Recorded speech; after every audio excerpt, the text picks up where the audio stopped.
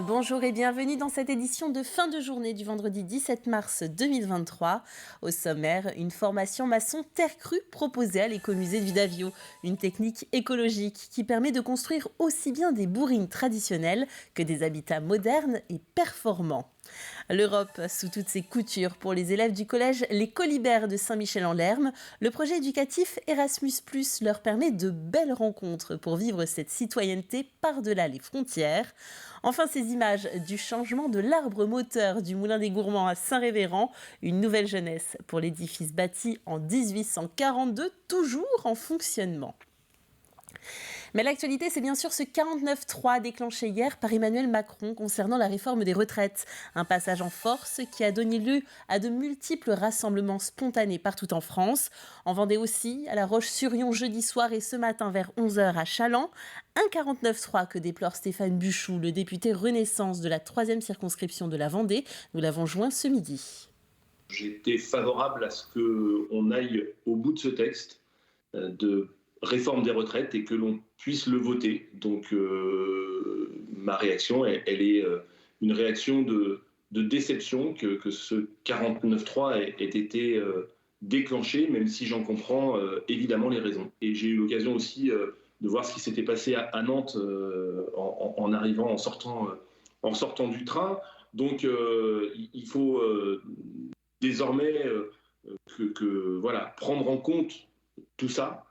Et ne pas rajouter au travers de ce que sont en train de faire les oppositions, rajouter une crise institutionnelle à une crise sociale. Selon Stéphane Buchou, aucun député Renaissance ne devrait voter de motion de censure.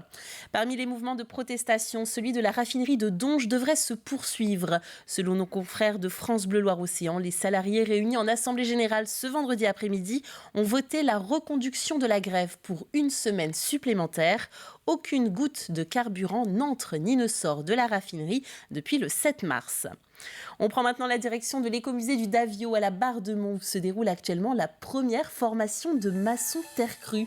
Une technique d'éco-construction à la fois traditionnelle et performante. 7 stagiaires pour la suivre pour cette première session. Et une fois n'est pas coutume dans le milieu de la construction, la terre crue attire autant de femmes que d'hommes. On découvre ensemble cette formation. C'est dans les vieux pots qu'on fait les meilleures confitures. L'adage se prête aussi aux matériaux de construction. La terre crue, utilisée dans les bourrines, en est un parfait exemple.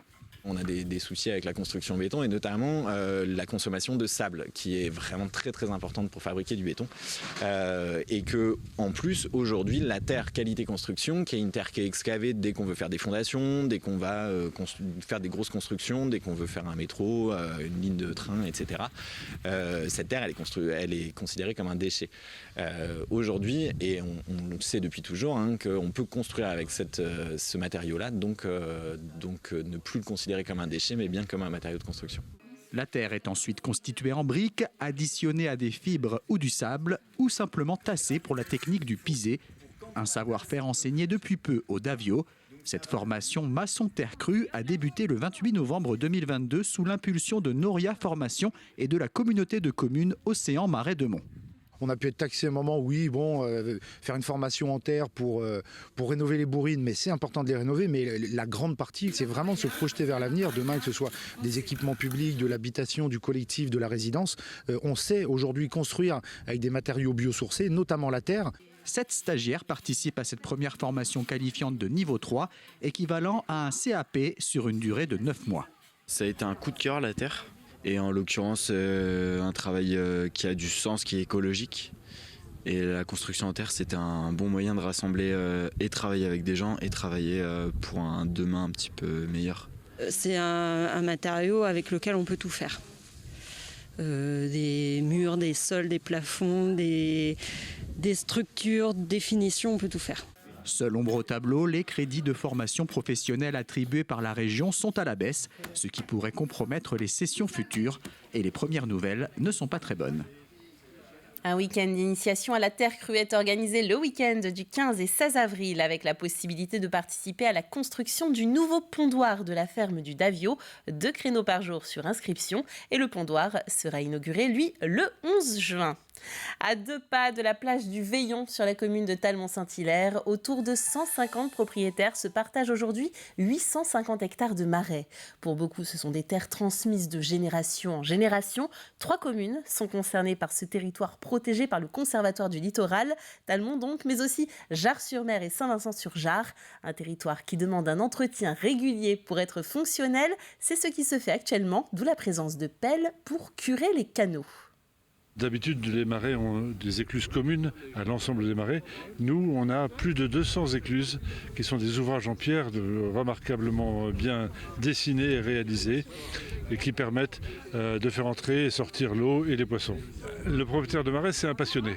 C'est un passionné parce qu'il adore ces paysages, il pêche, donc c'est éventuellement l'intérêt spécifique, mais c'est surtout par passion. On a reçu cela de nos ancêtres, ça a été entretenu pendant des générations depuis le Moyen-Âge et on en hérite et on veut le retransmettre à nos successeurs. Certains marais aujourd'hui sont repris par des personnes qui ne connaissent pas le marais. Donc on va établir un guide avec l'appui du CEREMA qui va nous aider à établir un guide comment qu'on gère le marais. Ça va du curage, mais aussi comment on prend de l'eau, comment on restitue l'eau. L'Europe n'est pas une notion abstraite pour les élèves de 4e et 3e des Colibert à Saint-Michel-en-Lerme. 2 enseignants articulent leur travail autour du projet Erasmus+, qui permet des échanges réguliers avec des écoles d'Italie, de Hongrie, de Serbie, d'Espagne ou encore du Danemark. À ce titre, des Jeux Eurolympiques vont être organisés à Saint-Michel dans 1 an avec des délégations de ces 5 pays. En attendant, les élèves se préparent, ce qui leur permet des rencontres peu ordinaires. Alexandre Le Naour. La halle des sports des Oudéries, vide ou presque. Entraînement de lendemain de victoire pour le RVBC, sous les yeux d'une quarantaine de curieux. Assister à l'entraînement d'un club professionnel, une première pour ces collégiens, avant une conférence de presse un peu particulière. L'occasion d'interroger les joueuses sur leur parcours ou leur emploi du temps. Il faut aussi trouver du temps pour soi, pour certaines continuer leurs études. Elles travaillent dur, même leur entraînement, elles sont toujours au taquet, elles n'abandonnent jamais. C'est impressionnant, aussi leur taille et tout. Nous on paraît de rien à côté. L'après-midi, rendez-vous était pris avec Europe Direct Vendée, plusieurs ateliers pour découvrir le rôle de l'Union européenne dans le sport. Comment s'appelle le Tour d'Espagne cycliste ?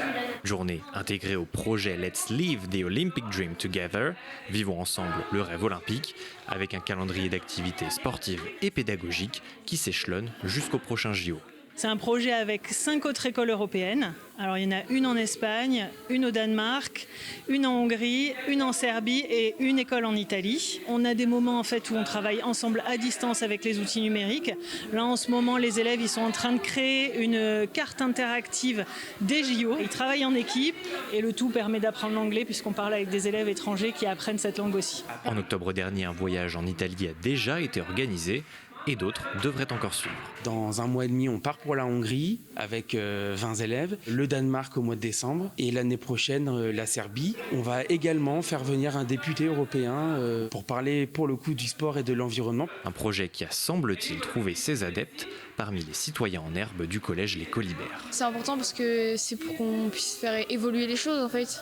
Pour la prochaine génération. On est l'avenir de ce pays, de cette Europe, de ce monde en fait, et donc c'est important de nous demander notre avis. J'aime bien faire du sport et qu'en plus ça permet d'aller voyager et de découvrir d'autres personnes, de faire de nouvelles rencontres. C'est pas dans tous les collèges qu'on a cette chance. Point d'orgue, l'organisation de Jeux Eurolympiques à Saint-Michel-en-Lerme avec les autres délégations européennes en mai 2024. Le projet du collège Les Colibert s'est récemment vu décerner le prix Hippocrène de l'éducation à la citoyenneté européenne, avec à la clé une bourse de 10 000 €, de quoi pouvoir envisager une grande fête avant les Jeux de Paris à l'été 2024. Parlons Belle-Pierre à présent. La commune de Saint-Révérend, à quelques kilomètres de Saint-Gilles-Croix-de-Vie, a compté jusqu'à 6 moulins. Aujourd'hui, il n'en reste plus qu'un. Il est encore en activité, produit jusqu'à 13 000 tonnes de farine par an, mais il faut l'entretenir. Le moulin des Gourmands vient donc de recevoir un nouvel arbre moteur qui sert à porter les ailes. Le reportage de Grégoire de Châtillon et Alexandre Debray. Le nouvel arbre moteur qui vient d'être intégré au moulin devrait tenir une trentaine d'années. Une pièce maîtresse en bois de chêne pour l'édifice de Saint-Révérend. L'ancien arbre que vous voyez ici, lui, sera exposé sur place. Il était bien abîmé depuis 97, donc là c'est vrai qu'il était temps de le restaurer, de le changer, quoi. Ce qui est important pour nous, c'est pouvoir aussi conserver l'historique du moulin et de le mettre en exposition à l'extérieur. Alors on va le mettre pas très loin, juste ici, avec un petit panneau à côté explicatif qui explique le fonctionnement et à quoi il servait.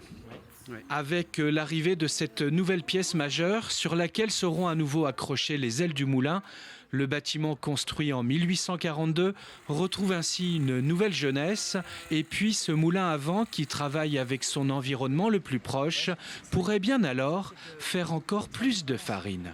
On travaille en circuit court, l'agriculteur est à l'Aiguillon-sur-Vie, à 5 km. On écrase ici, on travaille avec des partenaires juste à côté, donc tout est local. Moi, mon souhait, c'est d'essayer d'augmenter toujours les productions de farine et de valoriser ce patrimoine un maximum. Ce moulin est le dernier en fonctionnement au pays de Saint-Gilles-Croix-de-Vie. C'est un site patrimonial et puis c'est un site touristique parce qu'il fait entre 10 et 13 000 visiteurs par an. Un moulin en activité avec des visites guidées en compagnie du meunier. Le côté transmission est important, transmettre aux nouvelles générations, leur expliquer à quoi servaient les moulins, pourquoi ils ont été faits. Si on remonte historiquement, il y avait aussi on peut remonter jusqu'aux guerres de Vendée avec les signes que se faisaient les différents moulins. Donc je pense que c'est tout ça qu'il faut transmettre et expliquer aux nouvelles générations. Entretenir cette tradition ainsi que le savoir-faire du meunier, c'est la mission que s'est donnée le Moulin des Gourmands à Saint-Révérend. C'est la fin de cette édition, passez un bon week-end et à bientôt sur TV Vendée.